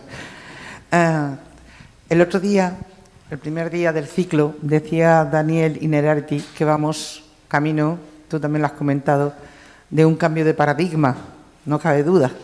En España, en el 78, se produce un cambio de paradigma total cuando pasamos de la dictadura a la democracia. Y muchos de los que estamos aquí fuimos protagonistas de ese cambio, vosotros sois más jóvenes. Pero, en definitiva, era un paradigma donde solamente tenías que abrir la puerta para entrar a esa habitación. La habitación de la democracia, que ya estaba construida, o la habitación de la Unión Europea, que también estaba construida. Entonces, aquella juventud entonces lo que hicimos fue presión y fuerza para entrar en paradigmas conocidos y que anhelábamos, que deseábamos. El problema es que ahora se está planteando también un cambio de paradigma y no sabemos muy bien dónde vamos. Es más difícil, en el fondo lo tenéis más difícil que lo tuvimos nosotros. Bueno, no sé si Antonio estará de acuerdo con eso, pero yo creo que nos parecía difícil, pero yo creo que visto con tiempo, ahora es muy complicado. Claro, es que entonces, y en general, los cambios de paradigmas provienen del mundo de las ideas. Democracia, unión, convivencia, no solamente de las ideas filosóficas o políticas, y de las ideas científicas, ¿no? Como darnos cuenta, o a través de la ciencia, que nosotros giramos alrededor del Sol y no el Sol alrededor de nosotros. Eran cambios de paradigmas, de ideas, pero ahora el cambio de paradigma se está produciendo por instrumentos y eso genera también muchos problemas porque son instrumentos digitales que están trayendo cambio en las relaciones laborales, relaciones de convivencia, sociales, culturales, económicas. Y bueno, es un problema. Claro, tú planteas muchas de estas cuestiones, estaría bien que las reconociésemos en la Constitución como derechos digitales. Estoy plenamente de acuerdo. Pero hay también otro problema y es que para que las democracias sobrevivan tiene que haber una información veraz. Y era más fácil también esa información veraz a través de los medios tradicionales, como la prensa, radio, televisión, porque tú podías ir contra ellos, pero ahora es bastante complicado, porque hay una cantidad de fake news, de falsedades, donde la gente, si solamente tiene como fuente de información esos medios digitales, entonces resulta que su medio de información puede ser verdaderas falsedades. Por ejemplo, los antivacunas. Claro, que haya alguien que sea terraplanista en este momento, a nadie de esta sala nos hace daño. Bueno, si piensa de verdad que la Tierra es plana, pero un antivacuna sí que nos hace daño, mucho. Por lo tanto, eso llevado al ámbito de la democracia, esas falsedades, como hemos visto con el tema Trump o Argelia, quería recordarte también el asunto del Brexit, cómo la falsedad dio lugar a que en democracia se comportasen como usuarios y no como ciudadanos, y en vez de llevar hacia el progreso del Reino Unido, fíjate en qué han acabado, pues todo eso, ¿cómo se podría resolver? ¿De verdad que porque haya derechos digitales podríamos resolver eso? Quizá el problema de la verdad, pero no lo sé. Pero bueno, sin verdad es muy difícil que sobrevivamos como ciudadanos y que sobrevivan las democracias. Gracias. A ver, estoy totalmente de acuerdo contigo. Por eso no es tanto que existan derechos digitales, sino que se produzca una digitalización de los derechos, que no es exactamente lo mismo. Es decir, no se trata tanto de innovar, sino preparar a los derechos para que puedan hacer frente a esas nuevas realidades. Aparte de incorporar algunos derechos de cuño más novedoso, como este que decía la herencia o todo lo relativo a los neuroderechos, ¿no? La protección de datos, etcétera. Pero lo cierto es que al final, cuando yo digo incorporar a la cosa digital en la Constitución, insisto, no es tanto detallar, es decir, por ejemplo, incorporar esta carta en la Constitución, sino reconocer la realidad de lo digital y reforzar determinadas instituciones para poder, en su caso, hacerle frente a los abusos de lo digital. Porque fíjate, tú ahora hablabas de antivacunas. Los antivacunas han existido siempre. Es decir, de nuevo, yo en el colegio de mis hijos, ¿no? A mí me dicen, el día 13 hay que ponerle la vacuna tal. Es que ni me lo planteo, porque yo parto de un principio de confianza, ¿no? Que hay una serie de personas que han tomado, expertas, que han tomado la decisión de que a los niños, a tantos días, meses, años, hay que vacunarlos porque es bueno. Yo confío en el sistema, a veces cuesta un poco, pero bueno, en general, y en el sistema confío, porque además es una cosa de la que yo no tengo la más mínima idea, y por tanto le pongo las vacunas. Pero hay otros padres y madres de las escuelas, en este caso mis hijos, pero cualquiera, que deciden no ponerle porque dice que son perjudiciales. Claro, el problema es que no les pasa nada a sus hijos porque el resto están vacunados, ¿no? Pequeño detalle, pero bueno.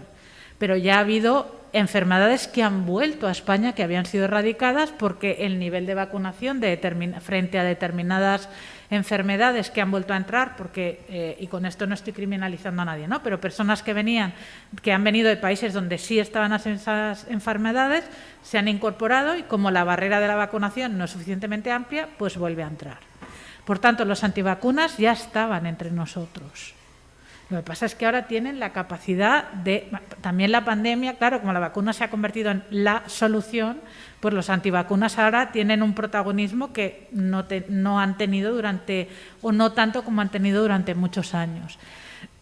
pero hay que saber, o sea, tenemos que poder convivir con que siempre va a haber personas que nos va a dar la sensación de que van en contra de lo obvio, ¿no?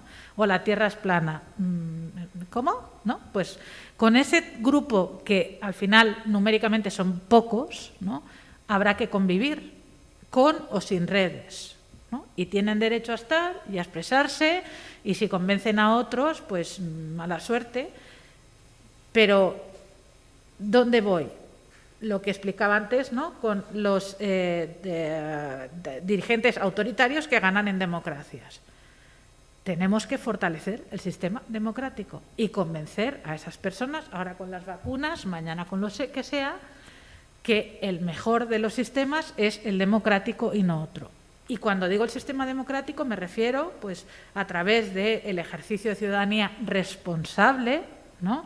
Porque, insisto, muchas veces hablamos de los derechos y muy poco de las obligaciones como ciudadanos.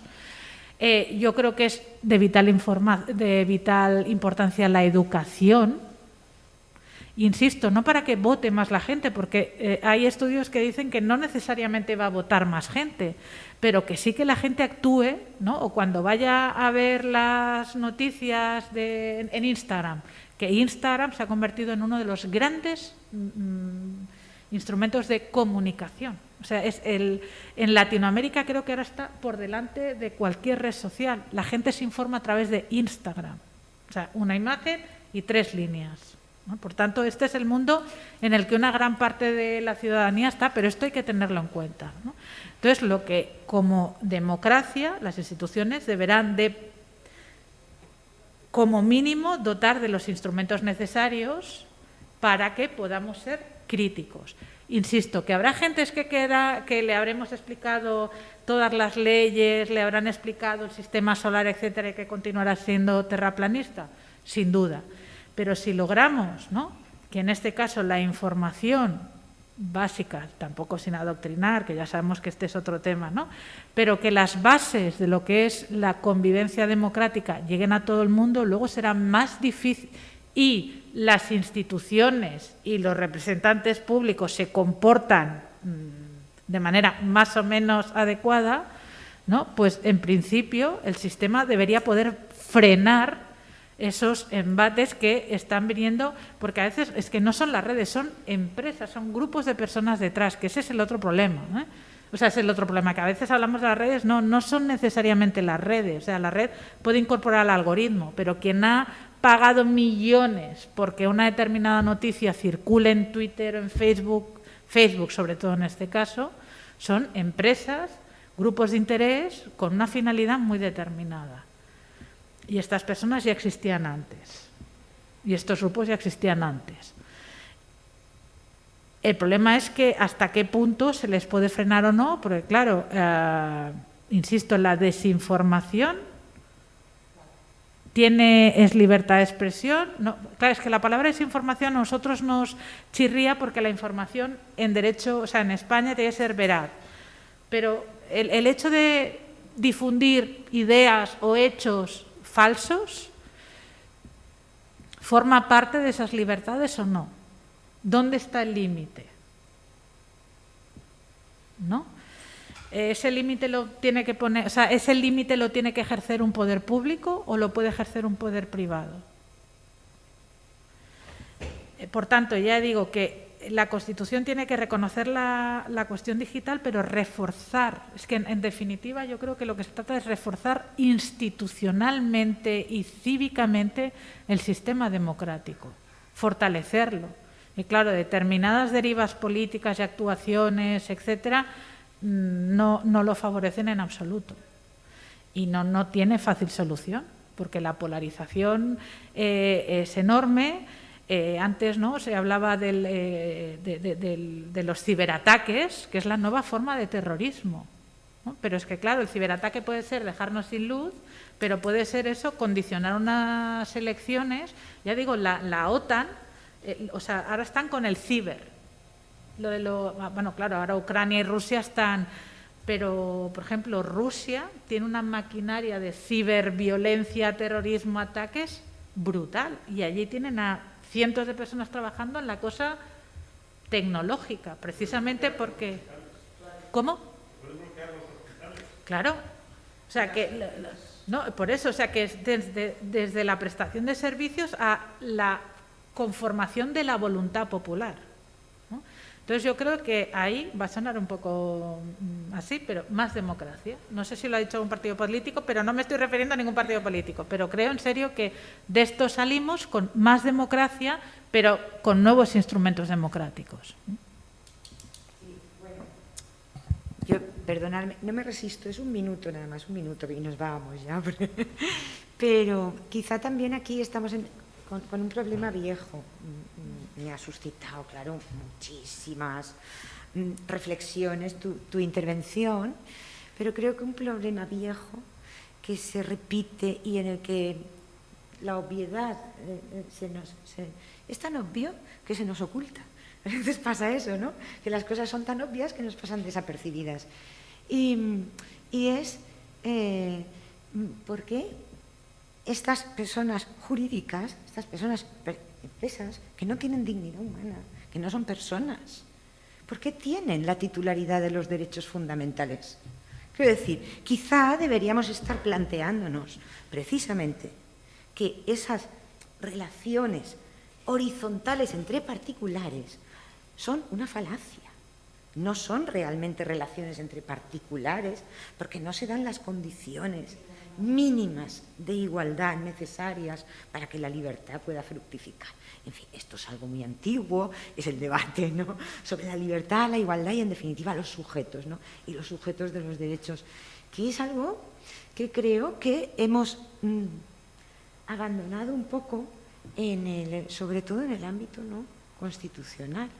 Y es algo muy sugerente la cuestión de, bueno, vamos a meter esta realidad en la Constitución. Sí, de paso que metamos esa realidad en la Constitución, vamos a meter la realidad de quiénes son los sujetos titulares de los derechos, ¿no? Precisamente, yo creo que uno de los grandes retos, por eso he empezado diciendo, ¿no?, de que los derechos son las relaciones con los poderes públicos, etcétera, porque al final todas estas personas jurídicas estamos exigiendo transparencia y son lo más opaco que existe, ¿no?, porque bueno, los entramados son así, etcétera, y realmente cuando digo que esta realidad tiene que estar en la Constitución, supone además repensar incluso las bases constitucionales, y no me refiero a las normas, es decir, a las bases de legalidad, etcétera, pero esos sujetos, ¿no?, igual que echamos de menos que a finales del 18 se incorporara a la mujer como sujeto político, pues igual nos hemos pasado dando... No lo he reflexionado bien y por tanto no quiero hacer ninguna afirmación, ¿no? Pero igual nos hemos pasado dando determinados derechos a personas que no están ejerciendo derechos fundamentales, sino que en realidad lo que están haciendo es ejercer un derecho... el derecho a la empresa, ¿no?, o de la iniciativa privada, pero no propiamente a la libertad de expresión, a la libertad de información, etcétera. Por eso hay que cambiar la manera de mirar, es decir, intentar dotarnos de los instrumentos necesarios sin abandonar las bases de lo que es el Estado de Derecho democrático, que yo sí creo, y social, que es el que hay que reforzar además y mucho, ¿no? Porque efectivamente en esas relaciones de particulares es donde se producen hoy las grandes desigualdades. Es decir, el tipo de que tiene una bici o un patinete, que yo ya lo he visto con patinete, no de motor, patinete, llevándonos la comida a casa porque no nos apetece cruzar la acera, ponernos a hacer un huevo frito, y yo soy la primera que lo hace, o sea que no estoy ahora aquí moralizando, ¿no? Ese señor tiene, es decir, ¿quién es el señor Globo? ¿No? O los que sean, o Uber Eats, o quien sea. Y lo más indignante es por qué no se le aplican, que ahora está mejorando, ¿no?, el Estatuto del Trabajador. Es que tampoco hay que innovar mucho, es decir, por eso digo, hay que adaptar, pero los derechos de los trabajadores están ahí. Es decir, y si este señor presta una relación de trabajo, pues tiene unas horitas, unas vacaciones, un sueldo, etcétera. Y entonces a veces el tratar a lo digital como algo ajeno provoca que se esté desprotegiendo. Por eso mi insistencia en que hay que... ¿no? O sea, que la Constitución tiene que darle visibilidad Y los constitucionalistas, creo que y las constitucionalistas, tenemos que replantearnos determinadas bases o construcciones que nos llevaron, ¿no?, a dar derechos a determinados sujetos.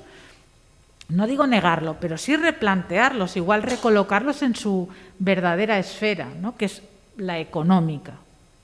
Ahora, ya digo que no le he dado... O sea, sí que tengo muy claro que las relaciones entre particulares cambian radicalmente en el mundo digital, cambian absolutamente, que ya era una situación de la que ya veníamos, pero que ahora con el tema tecnológico, vamos, es clarísimo, ¿no?, que esas relaciones horizontales además son muy desiguales y que, por tanto, es donde hay que, reforzando, yo creo, siempre las instituciones, ¿no?, toda la institucionalidad democrática, pero donde hay que poner el acento y vamos hacia sistemas de colaboración público-privado cada vez más claros, ¿no?, que era una cosa que a veces, ¿no?, sobre todo desde estados con esa patita social, ¿no?, o con esa pataza, ¿no?, pero con el aspecto social siempre nos daba como mucho miedo, pero es que estamos abocados a colaborar, porque es que es imposible, si no, poder más o menos manejar determinadas realidades. Bueno, muchísimas gracias, Argelia. Muchísimas gracias. Hemos abusado de ti preguntándote. Terminamos aquí esta sesión. Abordamos ya mañana la última, con la presencia del presidente de la Generalitat Valenciana, para, bueno, pues abordar otro de esos grandes problemas, ¿no?, relativo a la organización territorial, en este caso ya sí referido, ¿no?, o aterrizando no en la globalidad, sino en este país, de la España autonómica al Estado federal. Nos despedimos entonces hasta mañana. Muchísimas gracias. Gracias de nuevo, Argelia. Muchas gracias.